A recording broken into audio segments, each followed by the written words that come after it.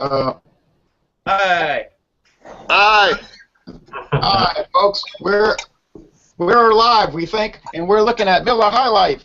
Hello. Our time is finally here. Thank the internet for cooperating, guys. It's Miller time, and we have a lot of people from the West Coast. Tanya Markowski, who may be able to hear us right now. She had some little technical issues, looks like.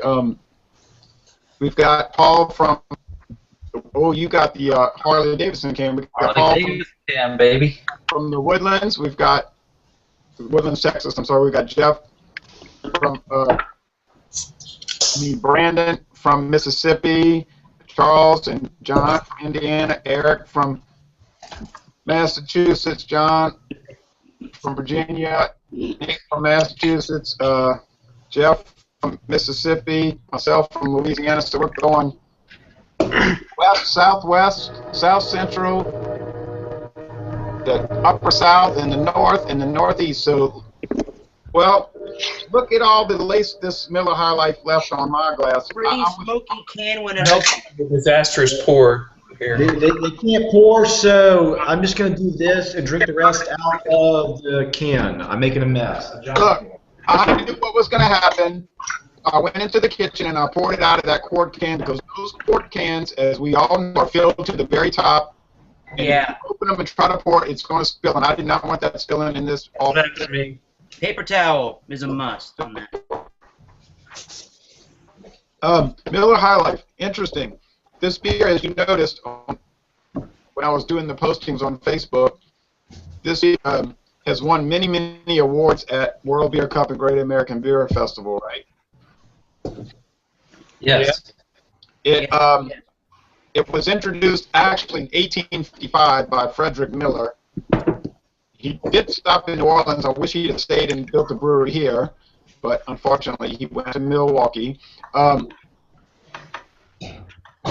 In 1903, they rebranded beer, and I think what they said on the brewery was that they started selling it in bottles. It used to just be sort of a tap draft thing, and so when they started the bottle and more of a national distribution, they renamed it Life.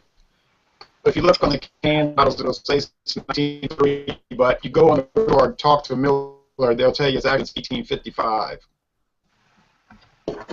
That's what it says here is 1855.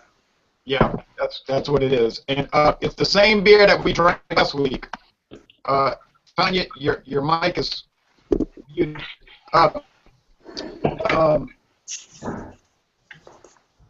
Jeff Brister, you want to tell us what the difference is between Draft and Miller High Life? Between what and Miller High Life? Miller Genuine Draft and Miller High Life.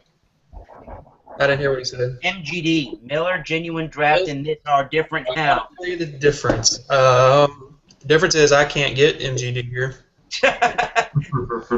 Yes, it's much less widely available. Yeah. The High Life is pasteurized as the MGD cold filtered. They don't heat the beer in the MGD, which makes it more of a truer draft style version of the High Life beer. Okay, now Eric, you said I was very broken up sounding. I still sound broken up? Yes. Yes, you do. I'm sorry, I don't know what's causing that. We'll try to fill in the blanks as we go along if you start to sound really broken up. Adjust the rabbit ears. Yeah, I don't know what would be causing that. Anyway, it's maybe it's the ghost of adjunct past. Yeah, this is the pasteurized version, and last week we had the cold filtered version, and they're the same ABV. And what's the ABV? Anybody want to tell us? I don't want to sit there and just talk, especially if I'm broken up. 4.7% alcohol. Right. It's low calories, about 143 calories, something like that. It's usually positioned at below premium level, sort of like a budget beer, but not totally budget.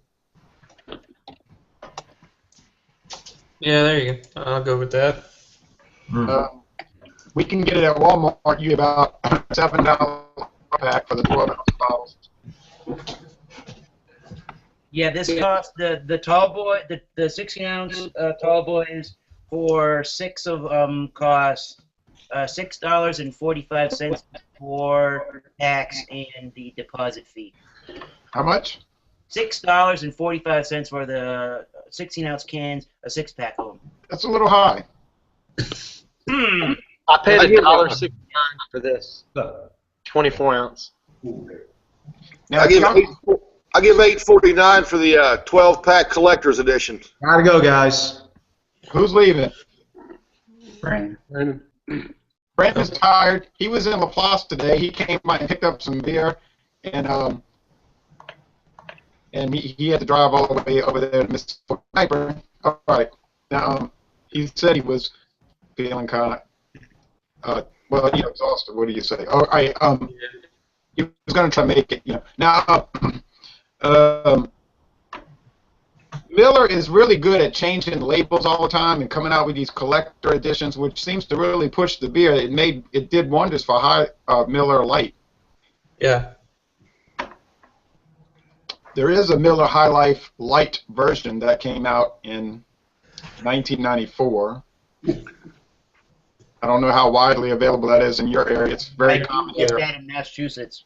You what? It was just limited. It was limited here for a short time, and that's all it was. It left about as quick as it started. I don't notice that the price is any different, really, from the normal High Life. No, High Life and High Life Light is they're very common here, and they're the same price. Now, Nate said he tried MGD 64 and he wasn't a fan. That's good because that means you like beer that has flavor, and MGD 64 or Miller 64 has very little flavor. That's the lowest rated beer I have on Beer Advocate, Miller 64. It's not that it has a bad flavor. It just has, Anybody have Bud Select 55 yet? drink that if you really want no flavor. Drink tap water because it probably has more character. Now, Bud Select 55 is 2.5% alcohol. it's a joke. It's ridiculous. It's insane. Well, Miller High Life, what do y'all think about the appearance? It looks just like the MGD. It has that thick lacing around the edge of the glass, Yeah. Got a nice frothy head, actually. Very pillowy in this Pilsner glass. I don't know what this is all about. Brandon's back. Now, don't you find it has a pretty sharp hop aroma? I'm really picking that up. Look at that thick foam on Jeff's finger. Yeah, it's like whipped cream almost. It's that stereotypical Miller foam, y'all. It's got a very pungent smell of some kind.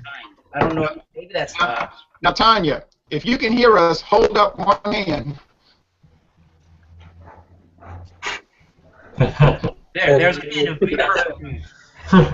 Cheers. She didn't hold up one hand, did she? All right. Okay. Well, unmute your mic. Your mic is muted, so that's why you can probably hear us. But if you want to talk, you're going to have to unmute it.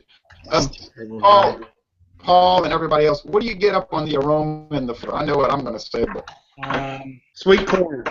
And it's so much like the one last week. I mean, just very light. There's not a very strong smell at all. It's corn. There's definitely a corn sweetness to that. Sweetness. I guess there's a little bit of like a wet sort of grainy smell to that, almost like a wet paper or cardboard. But it's not unpleasant. Not unpleasant. I'm getting it's sort of like a vegetable flavor. Can you guys hear me? Because it says that I'm unmuted, even though the icon shows that I'm muted. We hear you We can now. hear you now. Don't touch anything. We can hear you. Don't touch I'm anything. not touching anything. Guys, It goes on when she talks. All right, everyone, shut up. Now, Tanya, she's gonna Tanya's gonna tell us what she thinks about aroma and the flavor for a minute. All right. Oh, yeah, I actually had taken some notes. So I actually have the BJCP style guidelines next to me. And so that sweet corn smell that everybody is talking about is definitely characteristic for this particular style. What was that? I'm sorry, keep talking. I violated you. get any real like distinct malt or hops out of it. It just kind of has like a subtle, just sweet flavor. And I haven't even tasted it yet. So. Well, give us what you're picking up on the Jonathan Walker said this is some of the worst server issues I have ever seen on Hangouts. Amen. And it's not our fault. No, no, no.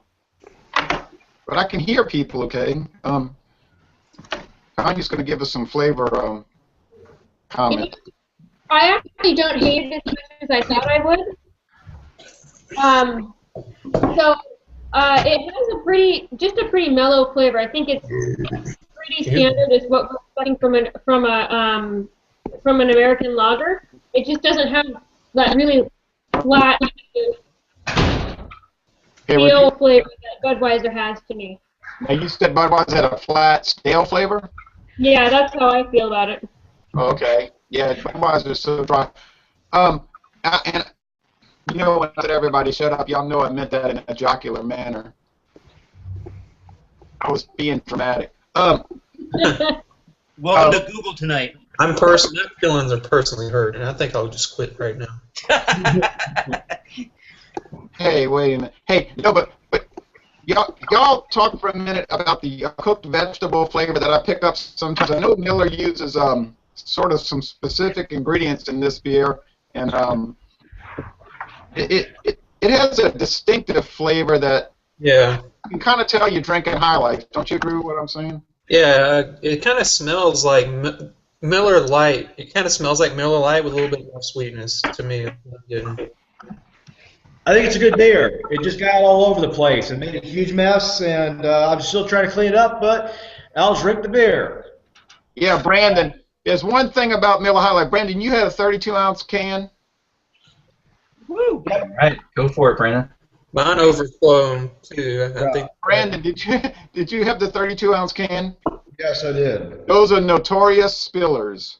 Mine started overflowing as soon as I cracked it open. As soon as you crack it open, it's going to spill because they fill it to the very brink. Yep. Hey, Jay. Yeah, what? All right, I'm looking at the Miller Coors website. The ingredients list: water, barley malt, corn syrup, maltose. That's what it is. Maltose corn syrup. Yeast, hop extract. Okay. There's more yeast in here than hop extract. I think the IBU is very low. What do you think, Nate? I kind of like. I'm relating it back to the MGD. Did I get the letters right on that? Yes. Yeah. Yes. And knowing that this is like the pasteurized version of that, basically, I almost feel like it's missing some of the corn flavors. They're there, but they're not quite as strong as. I would agree with that statement. Yeah, my first thought was it's a paler version of the other one. Yeah. You mean the MGD has a little more pronounced flavor? Yeah. That's what I'm thinking. Yeah. I think that's where you're getting the cold pasteurized. Can I interject? Yes, please. So I'm looking at the BJCP style guidelines, and so MGD is actually listed as a premium American lager. It says that it would contain 2 or 6 row barley with up to 25% rice and corn as adjuncts, while the category that we're in will do up to 40% adjuncts. And so it would make sense that this would have a little bit lighter body and softer flavor, and you would get more corn flavor out of this than you would out of an MGD. That's true, but I have to qualify what you're saying now because there's a little issue there, and here's the problem. Genuine Draft and Miller High Life are the exact same beer. What they do is, and we could have been here last week, but we just got to know each other, you know. Miller High Life was pasteurized for years, for bottle and can. Okay, now, stop that script, you doggone rest. All right, now, what happened was some people apparently complained to Miller, saying that they were saying to Miller that that they found that the draft version tasted so much better. And so what Miller did was, and they probably agreed with that, so what Miller did was they developed cold filtering where they filter all the bacteria out of the beer, but without pasteurization. They invented that in 1985. What they're doing is Miller High Life, what we're drinking tonight, and they cold filter it and they create Miller Genuine Draft. So does that make sense to you? So in most cases, what Tanya's saying is correct. The premium beers, less adjunct and more pure barley. More like a German kind of style lager. Yeah, and then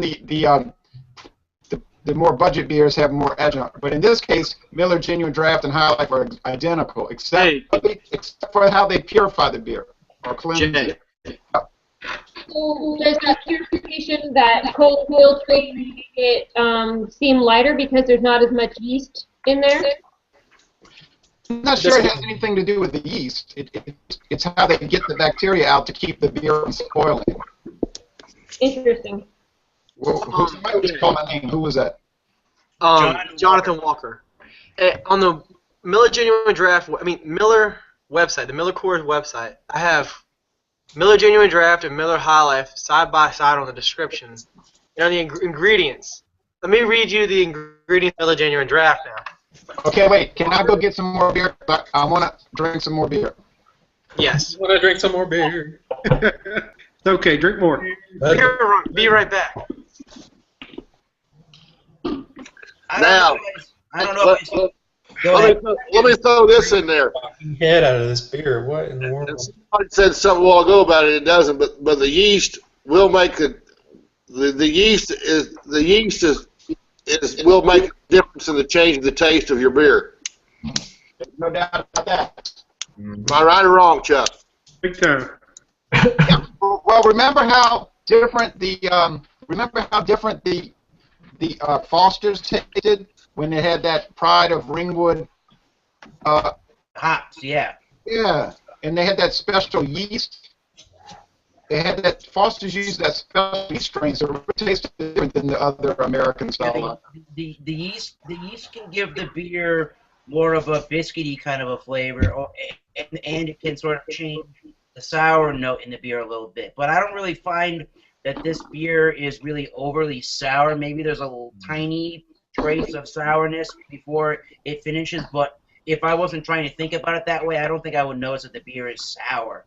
I think it does have a sour note to it. As it finishes out, as it rounds out the flavor. Yeah, and it's not a bad thing. More of its carbonation. Say that again?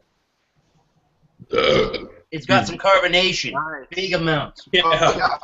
Yeah, I agree. I hope it's Nate's saying, I'm hoping it's not just, he's saying he's hoping this problem is not his connection. I can assure you, Nate, it is not your connection. No. Here's what I think, and I keep hearing people bring up the sweetness and the corn. I don't think the corn's not the first taste. I think it's the sweetness and the malt flavor is what I'm getting more than the adjunct of the corn. I would agree on that one. Actually, I find the beer is pretty malty. I mean, it does have some sweetness to it, but you do get the more lightness because you do have the adjunct there, and you have some of that adjunct sweetness, but it's not sickly sweet or anything like that. It's still very solid, refreshing, and drinkable, which is why this beer is so popular. Yeah, it's the number 13 selling beer in America last year, and they sold over $477 million worth of it. And it's won so many awards, bronze, silver, and gold at the Great American Beer Festival and the World Beer Cup over the last 30 years. Can you see by drinking this how I could have won awards in that American style category? Oh yeah, absolutely. It Of does. course, it's never. It doesn't have one type of. It doesn't have one type of a flavor that is really off-putting or nasty or just unenjoyable. It's not an unenjoyable beer at all. No, not at all.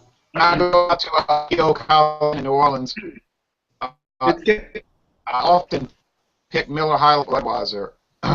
Now we were talking. Now we did the Miller Genuine Draft last week, which is the draft style version of High Life. Although I can't really recall a time since I've been 21. I can't really recall a time where I've actually seen High Life on tap anywhere. I've never seen it on tap at a bar. Never have. Bottles of it at bars and cans.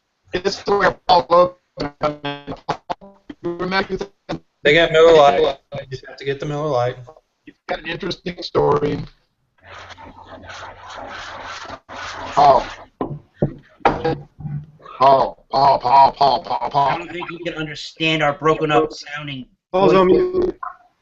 Yeah, but he can hear me if he's on mute. He went with me. Now, okay, now when I was there's a place. Sorry, yeah, no, I was saying I can't hear anything anybody's saying, so I'm just kind of like chilling right now.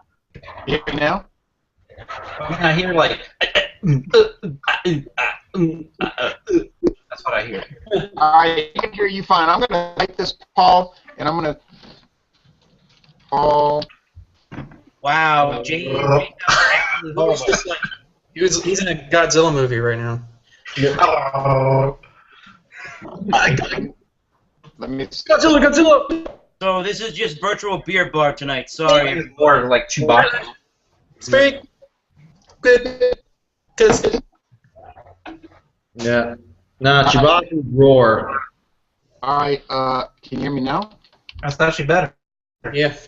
There we go. At Miller Park in 2002 when you drank Yes. High Life. Miller High Life on tap at the park, and it was really good. It was basically Miller Genuine Draft. Hey, Right. Jay, can I finish what I was saying earlier? Certainly. On the website, the Genuine Draft has hops and hops extract listed, while Miller High Life just has hops extract under the ingredients. So that tells me that they're dry hopping Miller Genuine Draft, because you can't dry hop using hop extract. Right. Wow. But I think they use the same technique with Miller Genuine Draft as they use with Miller Lite, or a similar technique. Maybe Charles has an idea on that one. That's a story. I don't think this beer's not dry hopped by no means. Do Charles or John notice a dry hop taste to Miller High Life? I don't. This beer's not dry hopped. I'm sorry. I don't know. But I find that kind of strange. That I mean, I guess MGD is technically in that premium category, so for them to use hop extract and hops, you would think that would obviously make the beer more costly to produce, and therefore make it more costly for the consumer to buy at that point if they're adding more ingredients to it. I mean, whether you're using a hop pellet or you're using an extract, you're using an inexpensive method to get the hop oils out. So. Right. Exactly. Somebody do me a favor. Look on the Miller Coors website and see if the ingredients are the same. I'm looking at that right now. Miller Coors. Okay. Yeah, that's what I was looking at. That's where I got my information. Oh, you're looking at the actual Miller Coors Yeah. website. Yes. Wow. One Wow. says the last two ingredients on Miller Genuine Draft are hops and hops extract, while Miller High Life is hops extract. Well, let's take a look at this for a second, though. That may be the difference between your cold filter and your pasteurized, where one of them takes just a little bit more than the other. Could be just right. Well, just hey, right. hold on. Coors Light is cold filtered. I can scroll up to Coors Light, and the ingredients are water, barley malt, dextrose syrup, yeast, and hop extract. There's no hops in it. Or no actual hop pellets. They didn't use The hop cold pellets. filtering is the cold filtering Macaroons can't be that different from each other between brands. You know what I doesn't mean? have anything to I mean, do there's with definitely a difference in the flavor. This is more subtle to me. Mhm. It's not as prickly on the taste. I always found that Miller Genuine Draft had a sharper flavor. Prickly pear. A what flavor? Sharper flavor. Sharper? More of like a bite to it. Yeah, sharper. It's more of a bite, more of a little bit more hop bitterness. I always noticed that back to 1996. Beer we're talking about? I like Genuine Draft. Miller Genuine Draft. I find it's a little sharper than the High Life. Well, let me ask you this question, and I'm sorry for the technical problem. Why am I sorry? I didn't do it, but I could actually hear everybody fine the whole time. Believe it or not, I could hear everybody fine, even though my end coming in wanky. But would you think Miller Genuine Draft is worth paying the extra $2 per 12-pack 12-pack over the High Life. What do you think about that? I think the High Life is better, and this is why I think it's better. I think it's got a clean taste, pretty crisp. It's got a pretty good mouthfeel. Granted, there's not a whole lot going on here. I mean, it's a budget beer in essence, but it's something that you can drink really. I mean, a whole lot of it on a freaking hot day. You're working on a fence, you're mowing the lawn, you're at a party, a cookout. It's a good, easy drinker. This seems to have become the party beer of my generation. Wow. Everybody goes to the bars, everybody goes to the stores, and they buy 18 packs of this, and they play flip cup and beer pong all night with highlight. Yeah. Wow. But see, let me iterate there a minute with. Hold on a second, John. Hold on a Okay. second, John. Charles, so Charles, you're saying this is like the ultimate fish fry beer? I just think it's a good, easy drinker. I mean, it could be a fish fry, it could be a family reunion, it could be anything. It's not terrible, but I wouldn't let it get hot. Oh no. Oh no. John, I'm sorry, John. Let me reiterate back to Eric, because he said that this was the beer of his generation. Well, I guess I might show my age a little bit, but back when I was a young child, this was also the beer of my generation. This was a beer that we drank a lot of back when I was in school. So, and I'm 48 years old now, so that shows. I think it's Exactly. Comes around, goes around. It's coming back. I can remember being 3 years old and drinking ponies of Miller High Life, the little 7-ounce squat bottles.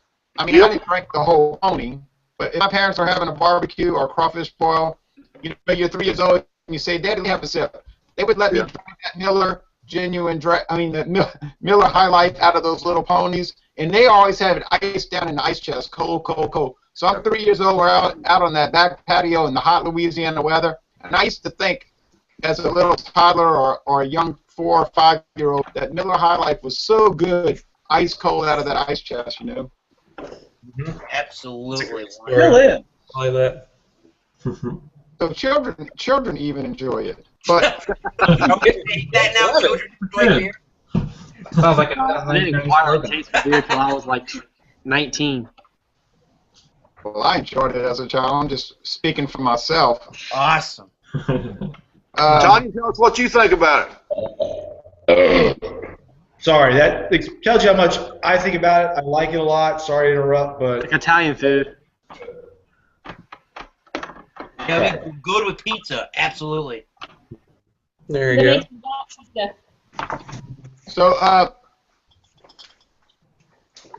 now, Tanya, what's your overall impression of it? I know you're like most of us, we love craft beer, we drink craft beer all the time, of course, but we're trying to cover all the bases with everything. So what's your overall impression of Miller High Life? You've probably drank it before tonight, I'm sure, huh? I probably had it, but it may very well have been 15 years when I wasn't buying beer for myself. So my overall impression at this point really is that it's actually a pretty drinkable beer. I was a little worried. I tend to stay away from style lagers. So I think someone had said earlier that it's drinkable, that you can take it, have mow the lawn with it, have it at a house party, whatever, drink it all day. That's definitely the case. Definitely. I agree with that. Well, I have nothing to add to what you said. I agree. I think it's a drinkable beer. It's not, extraordinarily good. It's interesting because Miller never makes that claim. If you look at all the Miller literature, they never say anywhere that it's like the greatest beer or anything. They basically say what we're saying. No, it's pretty drinkable. If you want to knock back a few beers, buy it. Any other last comments? Because I think we're on the same wavelength. One thing that I can say is, and I think Jay says it occasionally from time to time, even on his personal YouTube channel, is that I mean, we're doing that, sure, but it's not really meant to be brewed and designed as a beer that you have any sort of heavy contemplation in, because that sort of you're sort of sometimes over analyzing, thinking about a beer when you're thinking about, contemplating about it and all the subtle nuances, when it's just pretty simple and plain, but it's still better than, going out and buying like Game Day Ice or some 7-Eleven branded beer or Walgreens Big Flats beer for sure. Oh yeah, that stuff's horrible. It's not thrown together, and it's not just put on the shelf at Walgreens because we know that somebody's going to buy 6 of them for $2.99. Right. It's head and shoulders above the store brand. Yeah. Keep going. Everybody can keep talking. I'm listening.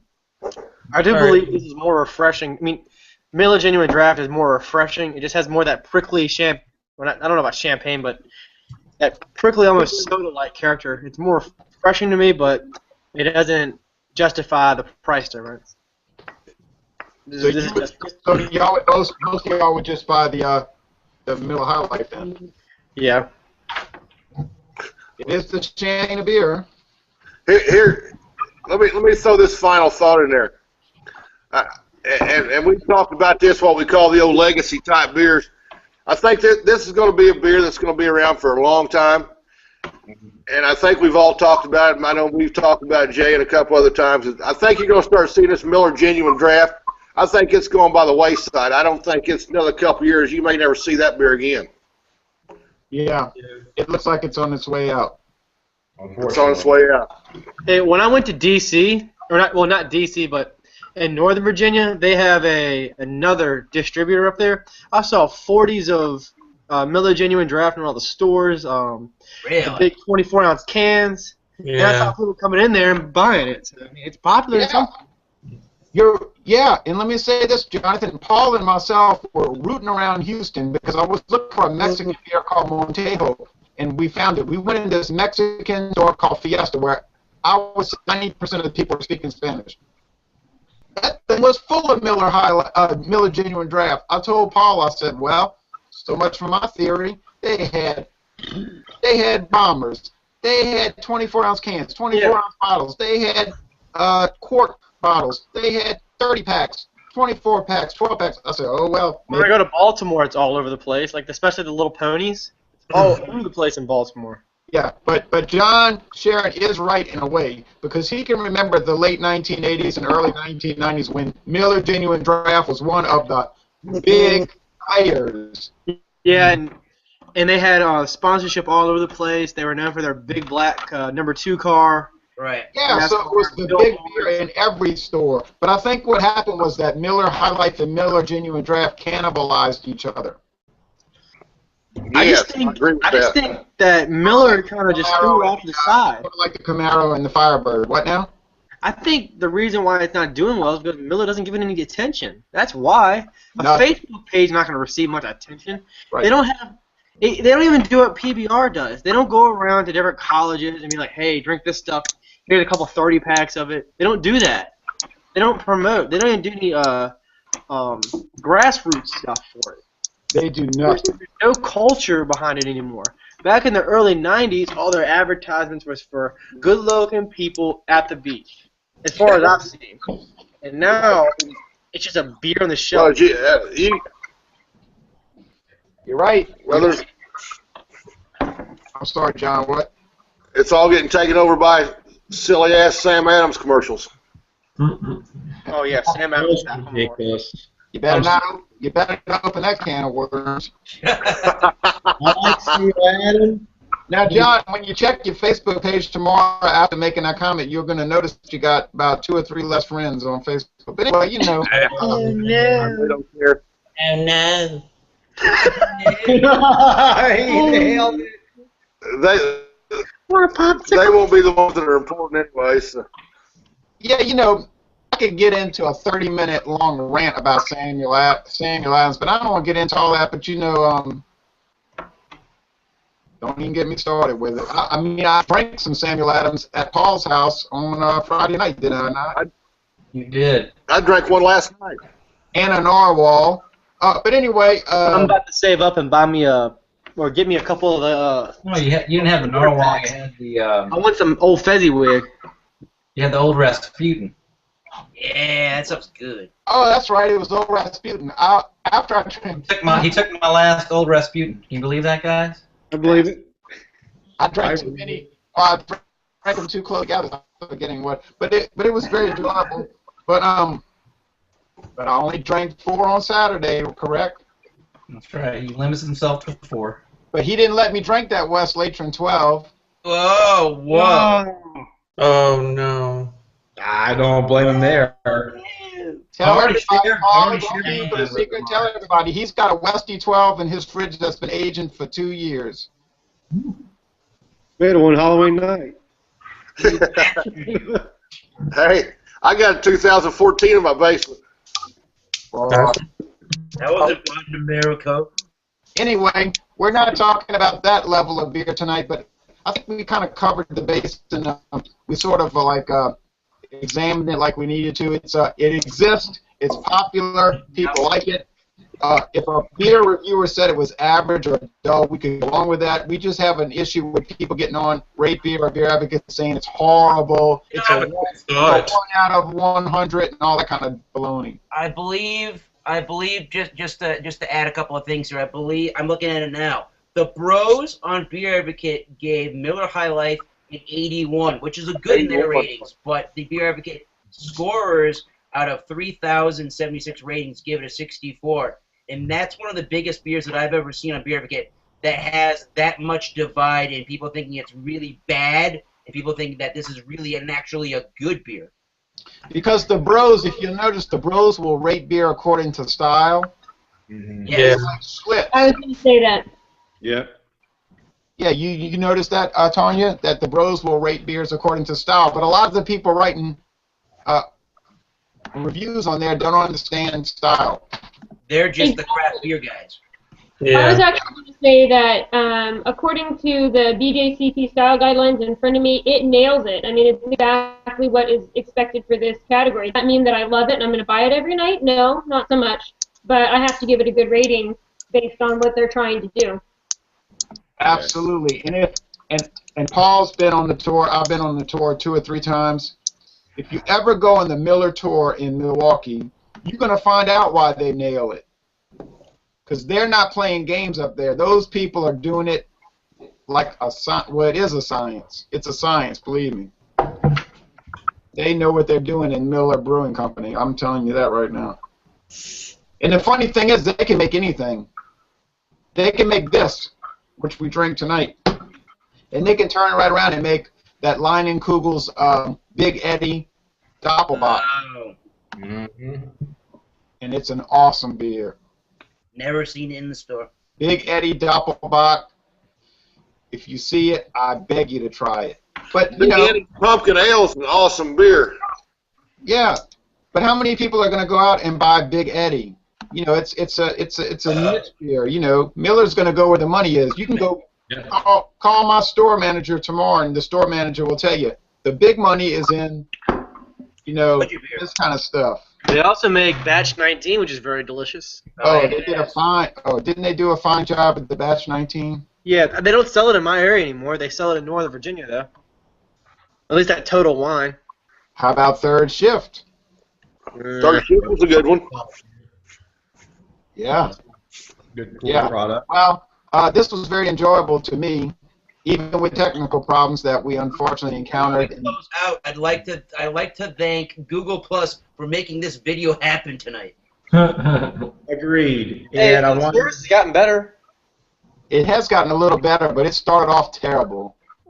Yeah. Actually, Actually, thanks to Miller Coors for making this beer. Bring it over Simpson earlier, and I want to give an honest opinion of this beer. Now, it's a very refreshing beer, a very tasty beer. I've drank a lot of this over the years, and I still continue to do so, and I don't see that changing in the future. So that's my opinion. Me neither, and I will keep it from time to time as a standby beer, especially as it goes on sale. Now, next week, if people want to join us next week, we're looking at Guinness Extra Stout. You know, the bottled Oh, there you go. 6% alcohol beer. I know Paul's got some. Now, Paul, you left in Newcastle in my car, so, but you can pick it up when you come. I think Paul might be coming to La Place in a couple of weeks. No, correct? Yeah, for Thanksgiving. Yes, you can pick up that Garrosh, and Paul bought a very expensive beer from France called Garrosh Red Ale. Beautiful beer. Wow. Beautiful stuff. Well, anyway, thank you folks for watching this video production. I apologize again, even though it's not our fault for the technical difficulties. Have we ever examined Milwaukee's best, Brandon says? Yes, but we need to examine Milwaukee's best ice. Oh, Always get that. Whoa. We need to look at Milwaukee's best ice because ice beer has its This is the best. Thank you for watching, Paul, and everyone else. I know Paul had a lot of medical problems this week with him and his entire family. Yeah, something like that. It was bad. So thank you, folks. Goodbye. Thank you. I'm out of here. Cheers. Tanya, I tell you what. We're still on the air. Woo! We're still alive, guys. Yeah. Right. Possible.